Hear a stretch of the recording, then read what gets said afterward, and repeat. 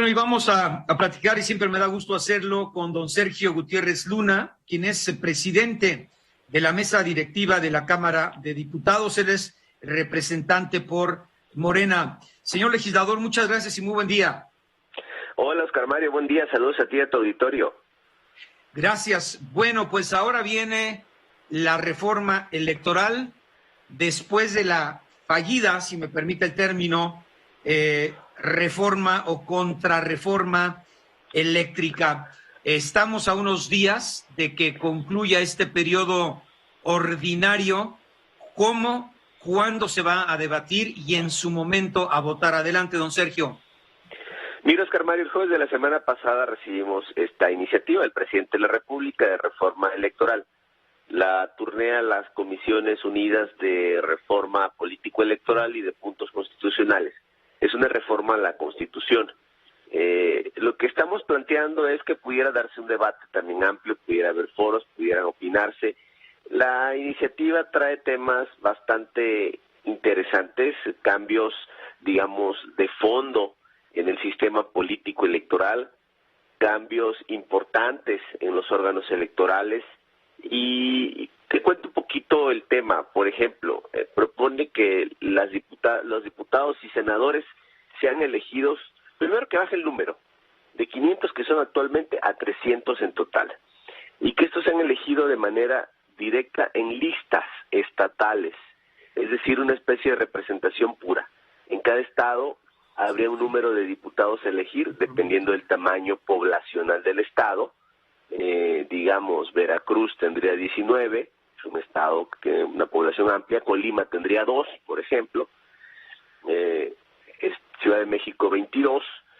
Y con base en esto habría listas que postularía cada partido, y los ciudadanos votarían por los partidos, y dependiendo del porcentaje de votación que tuviera cada partido es el porcentaje de diputados que tendría por estado, hasta sumar los 300. En el caso de senadores se propone una reducción de 128 senadores a 96, donde sería el mismo mecanismo que te acabo de decir, solo que se elegirían 3 senadores por estado. Esto de representación pura es algo que permite y evita distorsiones. El voto de los ciudadanos valdría exactamente lo que estarían representados los diputados por lo que la gente votó en la Cámara de Diputados o en la Cámara de Senadores, que es algo que ha sido un tema de debate durante mucho tiempo sobre el tema de representación o de las fórmulas que implicaba que hubiera diputados de mayoría relativa elegidos en distritos y de representación proporcional. Ahora ya no habría de mayoría relativa. Entonces estos cambios nos parecen bastante importantes, bastante trascendentes. En el caso del órgano electoral se propone la creación del Instituto Nacional de Elecciones y Encuestas. El INE pasaría a ser el Instituto Nacional de Elecciones y Encuestas. Recordemos que llegó un momento donde el IFE, Instituto Federal Electoral, se transformó en INE.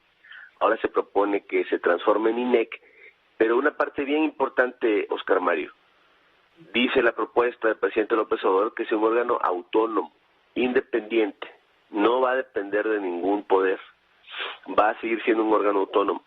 ¿Cuál es la diferencia en este órgano? Bueno, que va a encargarse de todas las elecciones federales y locales.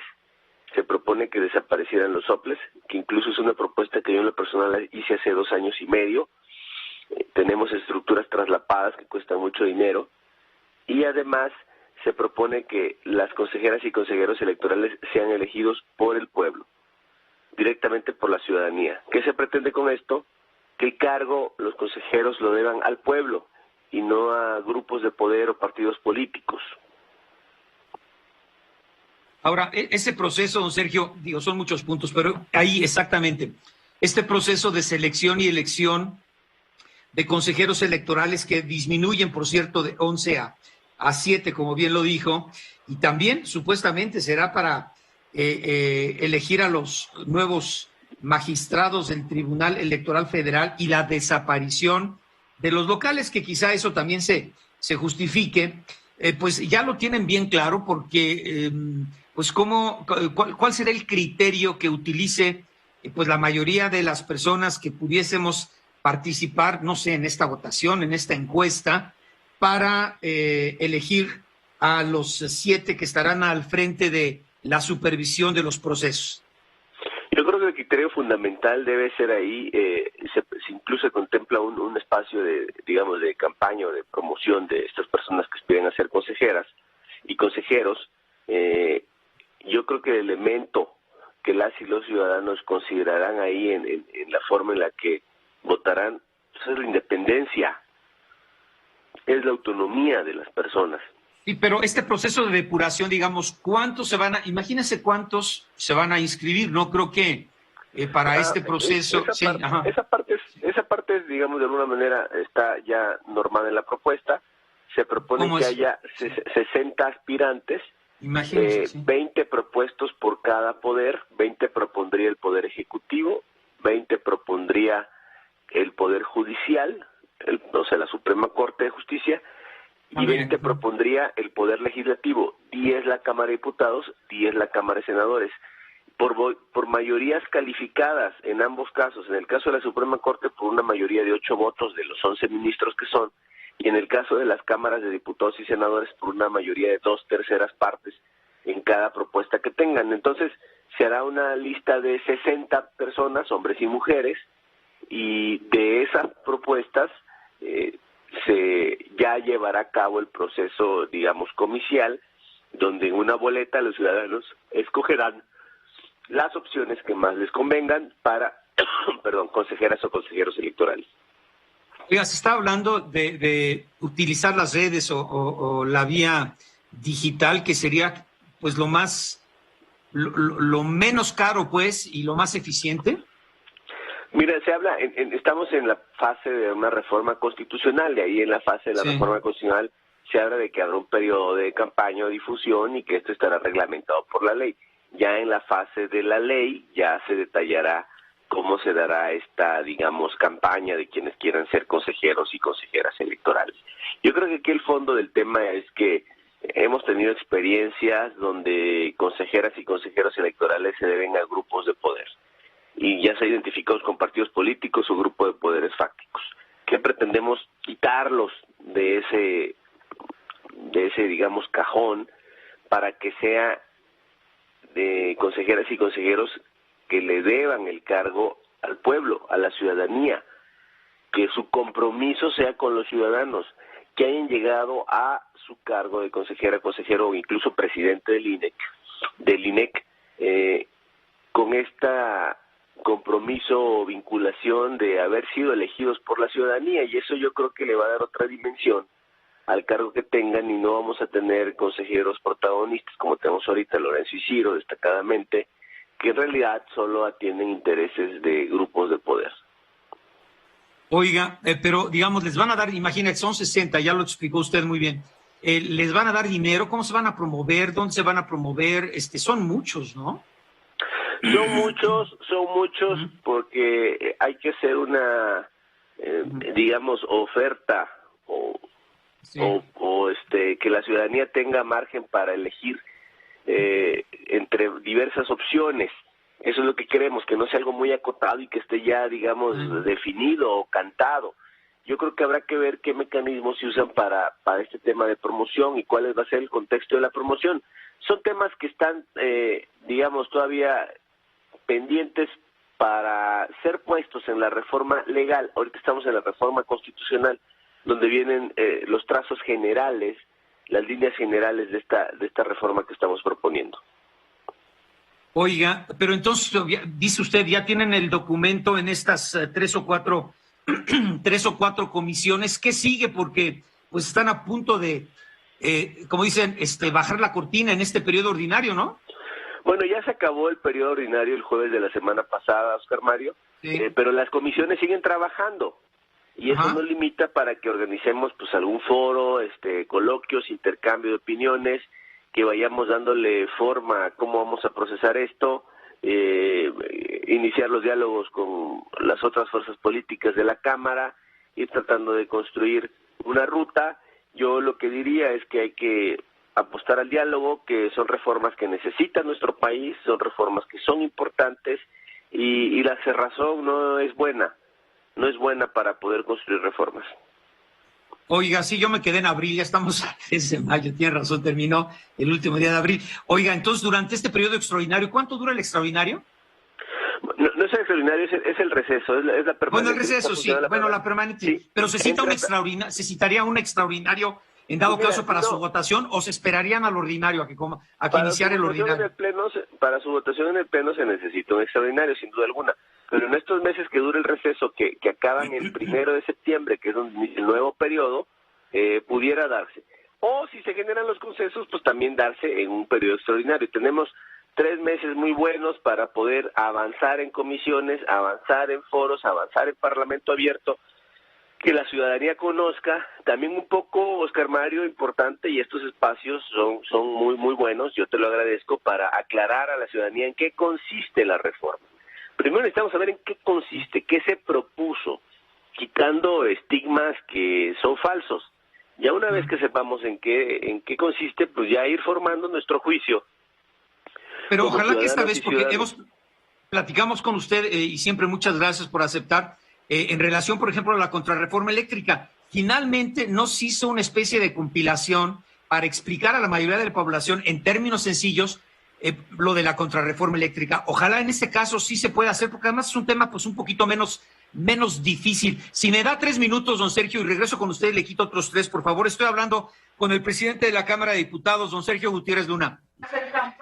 Bien, regresamos con don Sergio Gutiérrez Luna, presidente de la Cámara de Diputados, pues en relación ahora a esta gran asignatura, que es la iniciativa presidencial de desaparecer al INE, tal y como lo conocemos, y convertirlo en el Instituto Nacional de Elecciones y Consultas. Hay muchas preguntas del auditorio. Decíamos, bueno, ya entran ustedes en este receso después de que concluya el último día de abril el periodo ordinario. Ve improbable, don Sergio, así le entendí, que se cita un extraordinario para votar esta iniciativa que requiere de 2/3 de quienes estén presentes en el pleno a la hora de la votación por ser una reforma constitucional, etcétera, etcétera. Entonces dice, son buenos meses para estudiarlo y llegar a consenso con la oposición. Pero una de las preguntas del auditorio que me parece muy pertinente y abierta es, oiga, si ya están peleados con todos los de la oposición, ¿cómo piensan? Bueno, y usted es el árbitro, independientemente de que pertenezca a Morena, y independientemente, además muy importante, que usted, recordemos al auditorio, fue representante de Morena ante el INE. Pero ¿cómo van a pasar de la crispación pues a una buena relación con los diputados y senadores? Yo no sé, bueno, tendrá que pasar a las dos cámaras que se requiere para su debida aprobación, don Sergio. Bueno, mira, a ver, tenemos una responsabilidad, los diputados y las diputadas, más allá de los desencuentros que puedan haber en temas específicos. Nosotros tenemos la obligación de seguir trabajando y no puede ser el pretexto el haber tenido un desencuentro, tener diferencias de opiniones para ya no seguir analizando los temas que son de interés del pueblo de México. Ese es nuestro trabajo, para eso nos eligieron las y los ciudadanos. Necesitamos seguir trabajando. ¿Qué te diría yo? Pues hacer un llamado a la oposición para que podamos avanzar en el análisis, en el debate serio de reformas que nuestro país necesita. Nosotros, el presidente de la República presentó una iniciativa, ahí está, hay que debatirla, no solo rechazándola por rechazarla. El día que la presentaron todavía, el día que la anunció el presidente, que todavía no llegaba a la Cámara, donde nadie la había leído, ya estaban rechazando la iniciativa. Pues eso la verdad es que carece de cualquier sustento de lógica política. No puedes rechazar algo que no conoces. Veíamos un poco ayer que también decían lo mismo, ya después de unos días de que pasó sobre la presentación de esta reforma. ¿Qué diría yo? Serenidad, calma, vayamos analizando los temas, quitándonos prejuicios, porque si es necesaria la reforma electoral, sí es importante hacer un análisis, si hay contrapropuestas, bienvenidas a darle, a contrastarlas, a ver cuáles son las coincidencias y con base en eso cumplir a la ciudadanía, que ese es nuestro trabajo, nuestra obligación. Oiga, hablaba usted, bueno, hay que dar a conocer de lo que se trata esta reforma electoral. no sé, finalmente no se publicó algún documento para entender en lenguaje pues muy sencillo lo que significaba la contrarreforma eléctrica, mucho más complejo que esta electoral. Supuestamente se va a citar a otro parlamento abierto, que yo no sé si valga o no la pena después de los resultados con la contrarreforma eléctrica, pero bueno, todo eso lo van a definir entre cuántos y entre quiénes, don Sergio. Mira, yo creo que esta semana es muy importante para definirla y cuál va a ser la ruta específica de trabajo en ese tema. Vamos a estar en diálogo con las fuerzas políticas y yo te diría algo, fíjate que en ese tema que hablas de explicar en lenguaje sencillo en qué consisten las reformas, invito al auditorio a que vean una serie que yo subo siempre en mis redes sociales que se llama Desde el Pizarrón, donde desde un pizarrón, de manera muy didáctica, explico diversos temas legislativos. Así lo estoy haciendo con esta reforma electoral. Tiene varios temas la reforma electoral. ¿Cómo accede uno aquí? En mis redes sociales, en Twitter, en Facebook, en Instagram. ¿De alguna de esas? Sergio Gutiérrez, nada más. Sergio Luna-S en Twitter.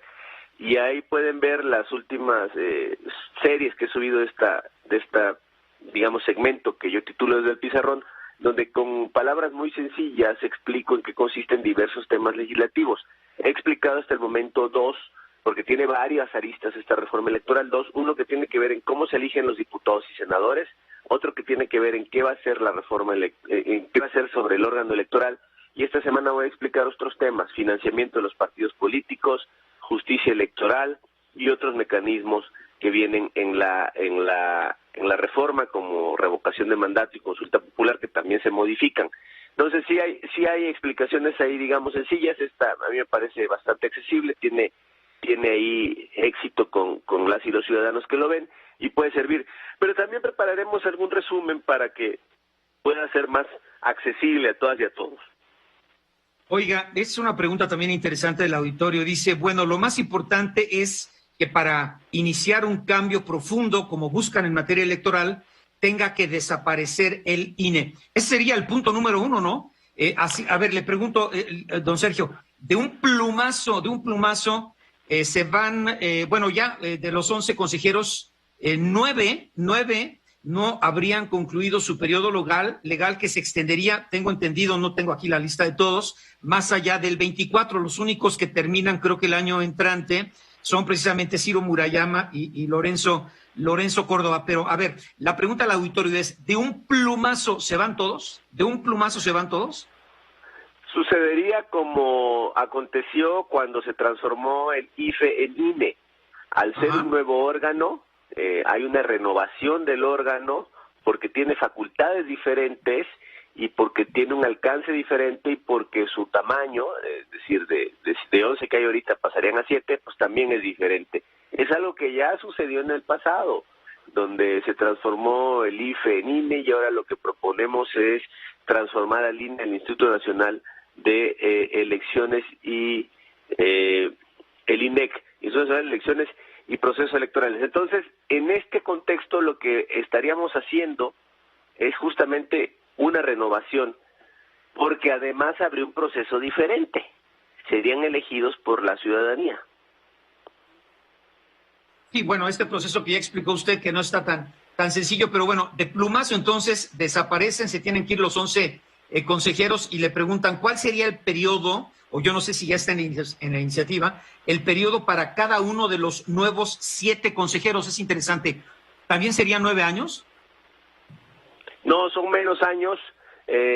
Si mal no recuerdo, son 4. No me acuerdo de los específicos, Mario. Sí.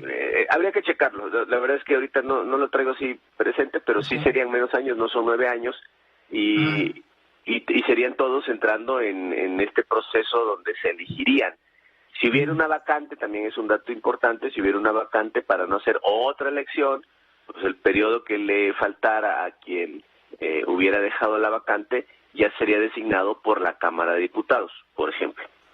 Mire, pregunta interesante. Don Sergio, ¿pueden impedir que Lorenzo Córdoba y o Ciro Murayama compitan para regresar al Consejo del INE?